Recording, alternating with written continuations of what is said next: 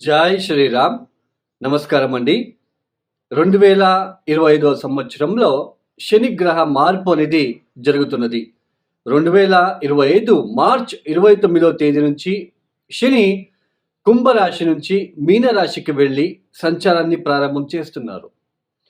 ఈ ఏదైతే శనిగ్రహ మార్పు మీనరాశిలో సంచారం జరుగుతున్నదో ఈ 2.5 సంవత్సరాల పాటు ద్వాదశ రాశుల వాళ్ళకి ఎలాంటి ఫలితాలు రాబోతున్నాయో తెలుసుకుందాం.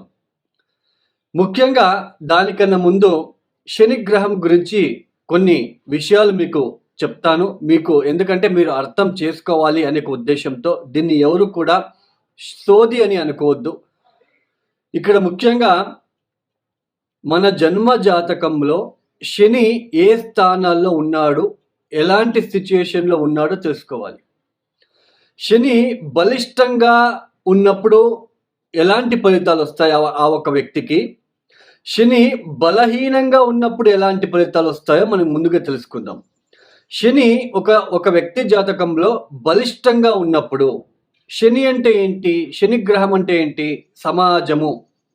సమాజంలో ఉన్న ఒక మనకంటూ సమాజంలో ఒక గుర్తింపు ఉంది, సమాజంలో మంచి స్టేటస్లో ఉంటున్నాము, మంచి జాబు, అటు రాజకీయంలో కావచ్చు, అటు ఏదైనా బిజినెస్ వైజ్ కావచ్చు, మనం మంచి పొజిషన్లో ఉన్నాము అంటే దానికి కారణం శనిగ్రహం.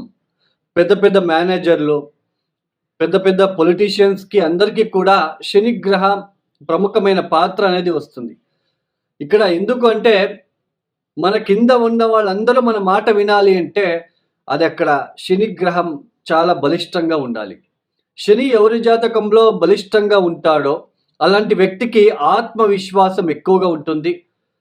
తర్వాత భయం అనేది ఉండదు. సమాజంలో మంచి గుర్తింపు, పేరు ప్రఖ్యాతులు అనేది వస్తూ ఉంటాయి.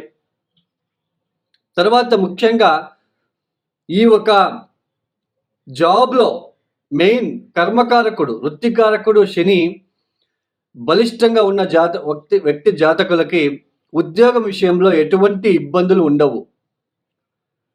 తర్వాత సమాజంలో కీర్తి ప్రతిష్టలు ఎక్కువ అవుతూ ఉంటాయి రోజు రోజుకి కూడా. శని బలిష్టంగా ఉన్నప్పుడు ఇలాంటి మెయిన్ ఆత్మవిశ్వాసం, కాన్ఫిడెన్స్ అని అంటాం. దానికి రీజన్ ఎవరు అంటే శనిగ్రహం. అదే శని బలహీనంగా ఉన్న జాతకులు, శని బలహీనంగా ఉన్నప్పుడు ఆ వ్యక్తి ఒక ఎలాంటి సిచ్యుయేషన్ ఫేస్ చేస్తాడు, ఆత్మవిశ్వాసం ఉండదు, చుట్టూ భయం అనేది ఉంటుంది, సంఘంలో గౌరవ మర్యాదలకి హాని కలుగుతూ ఉంటుంది. తర్వాత వృత్తి వ్యాపారంలో అభివృద్ధి లేకపోవడము, ఏ చిన్న వృత్తి చేసుకుంటూ లైఫ్ని లీడ్ చేయవలసిన ప్రమేయము, సరైన ఉద్యోగ అవకాశం లేకుండా ఉండడము, ఇలాంటివన్నీ కూడా శని బలహీనంగా ఉన్నప్పుడు జరుగుతాయి. ఆ వ్యక్తి అంటే ఆ దశ వచ్చినప్పుడు, లేదా శని ఏ స్థానంలో ఉన్నాడు మీరు ఒకసారి చూడండి. ఇప్పుడు మీనరాశికి వెళ్ళి సంచారాన్ని ప్రారంభం చేస్తున్నారు శనిగ్రహం. మీనరాశిలో అష్టకవర్గ బిందువులు ఎన్ని ఇచ్చారో చూసుకోవాలి. అష్టకవర్గ బిందువులు చాలా ఇంపార్టెంట్. ఇప్పుడు కొంతమంది చెప్తూ ఉంటారు, ఇప్పుడు మీరు కామెంట్స్ కూడా చేస్తూ ఉంటారు, ఇప్పుడు ఈ రాశికి లాభశని, లాభగురు, అద్భుతంగా ఫలితాలు వస్తాయి, కోట్లు సంపాదిస్తారని తమ్ముళ్ళు చూసి మీరు వెళ్ళి చూస్తూ ఉంటారు. బట్ అక్కడ మీరు కింద రాస్తూ ఉంటారు మీరు చెప్పినట్లు జరగట్లేదని. ఎందుకు?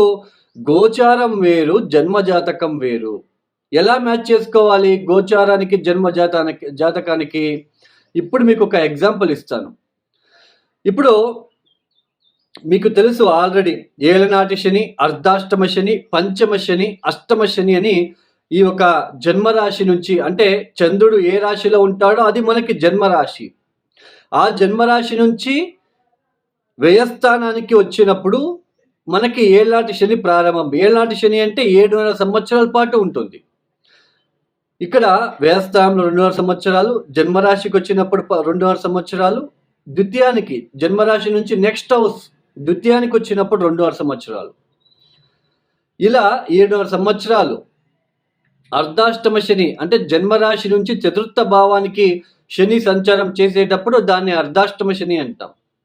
పంచమ శని చంద్రుడున్న రాశి నుంచి పంచమ స్థానానికి వచ్చినప్పుడు దాన్ని పంచమ శని అంటాం. ఇలాంటి ఒక సిచ్యుయేషన్ ఉన్నప్పుడు ఇప్పుడు మీకు మీనరాశికి వెళ్ళి శని సంచారం ప్రారంభం చేస్తున్నారు. మీ జాతకంలో మీనరాశిలో శని ఎన్ని అష్టకవర్గ బిందులు ఇచ్చారో చూసుకోవాలి. ఏ 0, 1, 2, 3 ఇచ్చి ఉంటే ఆ ఒక ప్లేస్లో శనికి అక్కడ బలహీన పడ్డాడు అని అర్థం. బలహీన పడినప్పుడు ఆయన ఇబ్బందులు పెడుతూనే ఉంటాడు. ఈవెన్ ఏళ్నాటి శని, అర్ధాష్టమ శని కూడా, ఈవెన్ లాభస్థానానికి వచ్చినప్పుడు కూడా అష్టకవర్గ బిందువులు చాలా ఇంపార్టెంట్. ఇప్పుడు మీనరాశిలో పుట్టిన ఒక వ్యక్తి ఉన్నాడు. ఇప్పుడు మీనరాశికి ఏళ్నాటి శని ప్రారంభమైంది. ఇప్పుడు జన్మరాశికి శని వస్తున్నాడు. ఇప్పుడు గనక మీనరాశిలో పుట్టిన ఏదైనా జాతకులకి శని మహాదశనే జరుగుతూ ఉంటే ఒకవేళ, లేదా ఒకవేళ చంద్ర మహాదశ జరుగుతూ ఉంటే వాళ్ళకి ఇది తీవ్రమైన కష్టాలకి గురి చర్చలు చేస్తుంది. అంటే తీవ్రమైన కష్టాలు, బాధ ఎక్కువ అవుతూ ఉంటాయి. అర్థమైంది కదా? గోచారము మనకి జన్మజాతకం ఎలా మ్యాచ్ చేసుకోవాలో, ఒక స్థానం నుంచి ఒక స్థానానికి ఒక ప్లానెట్ వెళ్తున్నప్పుడు ఆ స్థానం ఎన్నో రాశి అవుతుంది, ఎన్నో లగ్నం నుంచి ఎన్నో రాశి అవుతుంది, ఆ స్థానానికి అష్టకవర్గ బిందులు ఎన్ని ఇచ్చారో చూసుకోవాలి. అష్టకవర్గ బిందులు చాలా ఇంపార్టెంట్. తర్వాత ఇప్పుడు శని మీనరాశికి వెళ్తున్నాడు, సంచారాన్ని ప్రారంభం చేస్తున్నారు. అక్కడ శనికి శత్రుగ్రహాలు ఏమైనా ఉన్నారా చూసుకోవాలి. శనికి శత్రుగ్రహాలు ఎవరెవరు? సూర్య, కుజ, కేతు, అక్కడ ఏమైనా ఉన్నారా చూసుకోవాలి.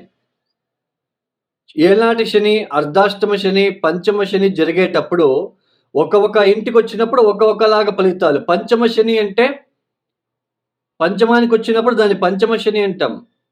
సామాన్యంగా కర్మకారకుడు పంచమానికి వచ్చినప్పుడు బుద్ధిశక్తి, ఆలోచన విధానం. పంచమ స్థానం అంటే ఏంటి? బుద్ధిశక్తి, ఆలోచన విధానము, సంతానము, మన అభిరుచి.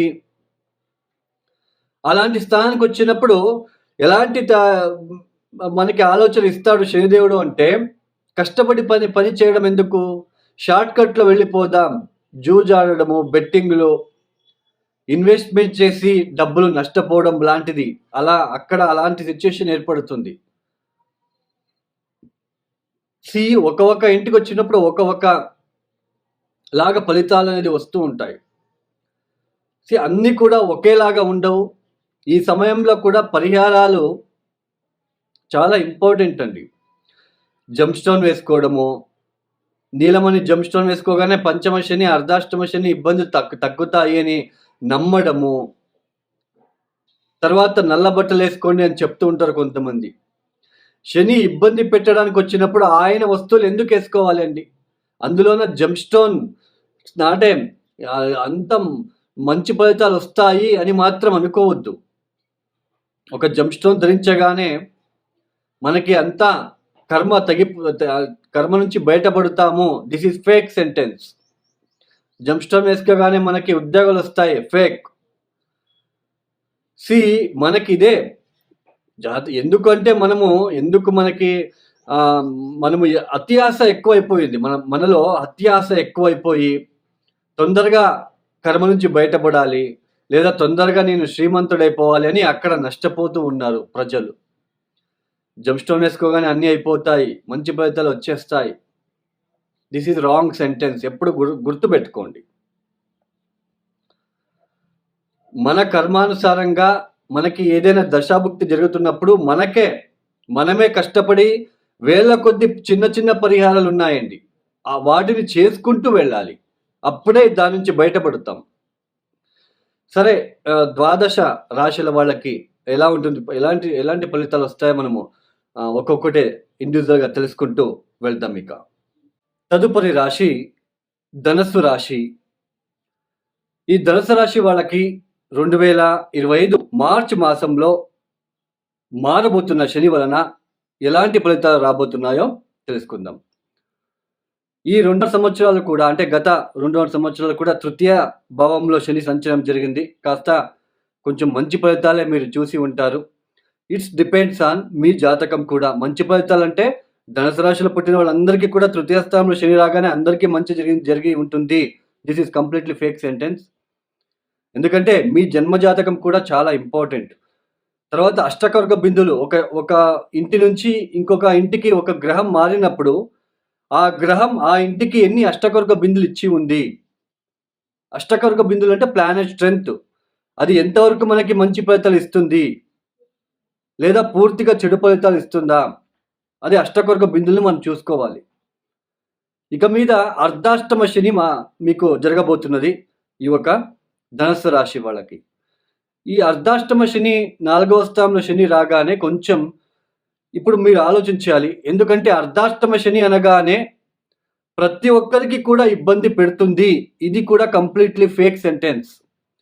మరి ఎవరికి ఇబ్బంది పెడుతుంది?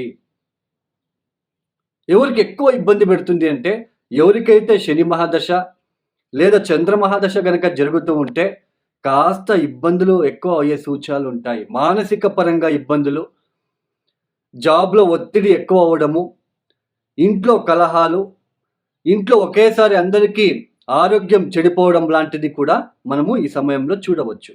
కొంచెం పీస్ తగ్గడానికి అవకాశాలుంటాయి. తర్వాత ఇంకొక కండిషన్ ఉంది. ఎవరికైతే ఇంకా ఎక్కువ మీకు డిస్టర్బెన్సెస్ ఉంటుంది అంటే ఇప్పుడు శని మీనరాశికి వెళ్తున్నాడు. ఆ మీనరాశిలో శనికి శత్రుగ్రహాలు ఏమైనా ఉన్నారా చూసుకోవాలి. అప్పుడు ఇంకా ఇబ్బందులు ఎక్కువ అవుతాయి. ఎందుకంటే శని ఆయన కూల్ ప్లానెట్ ఆయనకి శత్రుగ్రహాలు వాళ్ళిద్దరూ కలిసినప్పుడు ఎలాంటి సిచ్యుయేషన్ ఏర్పడుతుంది? అందులోనే ఫోర్త్ హౌస్ అంటే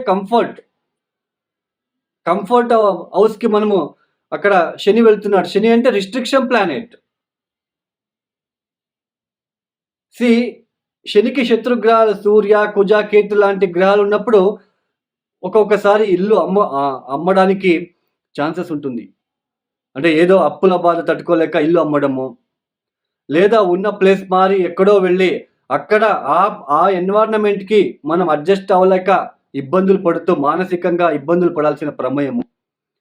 ఉద్యోగంలో ఉద్యోగం వదిలి ఏదైనా బిజినెస్ చేద్దామని అప్పులు పారడం లాంటివి కూడా ఇక్కడ చూడవచ్చు.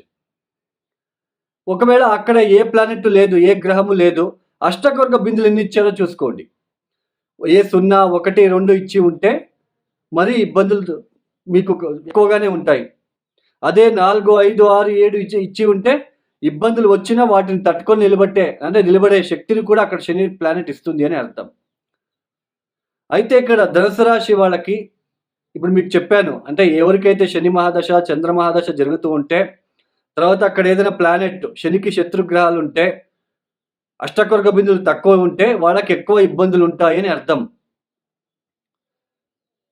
మీ జన్మజాతకంలో గ్రహ దశలు బాగా ఉంటే, మంచి గ్రహ దశ జరుగుతూ ఉంటే పెద్దగా ఇబ్బందులు ఉండవు. అయితే అర్ధాష్టమ శని వచ్చినప్పుడు కొంచెం ప్లేస్ మారడము, అంటే ఉన్న గృహం నుంచి ఇంకొక గృహానికి వెళ్ళి అక్కడ క్లైమేట్‌కి అడ్జస్ట్ అవ్వలేక మానసిక పరంగా ఇబ్బందులు, ఉన్న ఉద్యోగం మానేసి వేరే ఉద్యోగానికి వెళ్ళి అక్కడ మళ్ళీ ఇబ్బందులు పడడము, ఇలాంటివన్నీ ఈ సమయంలో చూస్తారు. బట్ అది ఎంతవరకు చూస్తారు? ఎంతవరకు కష్టం పడతారు? పూర్తి 2.5 సంవత్సరాలు ఇబ్బందులా? అనేది అక్కడ అష్టకర్గ బిందువులు దశా పీరియడ్.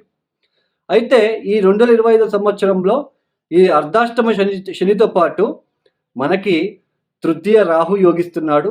సప్తమ గురుబలం రాబోతున్నది మీకు.